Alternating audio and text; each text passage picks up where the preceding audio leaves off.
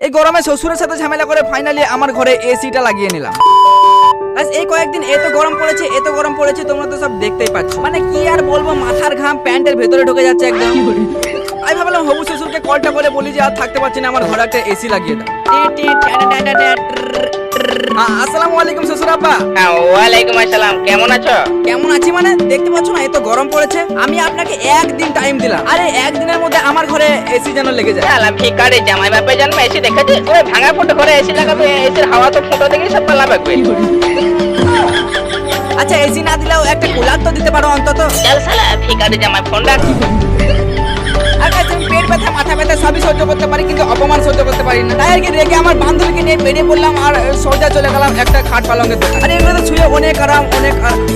আমি তো কুলার নিতে এসেছি, তো ঘোরাফেরা করে বেশ কয়েকটা কুলার দেখলাম, কিন্তু দুঃখের বিষয় একটাতেও ঠান্ডা হাওয়া বেরোচ্ছিল না। তার কি সেখান থেকেও রেগে ঘর চলে যাচ্ছিলাম, তখন একটা কাকা বললো এটা কারেন্টে লাগালে ঠান্ডা হাওয়া বেরোয়। ও আচ্ছা, তাই আর কি একটা ম্যাডামের সঙ্গে দাম দর করে ওটা প্যাকিং করে নিলাম, টোটাল করে নিয়ে চলে এলাম আমাদের ঘরে। আর তারপর আমার এই ভাঙা ঘরে কুলারটাকে সেটিং করে স্টার্ট করে দিলাম। 1 2 3।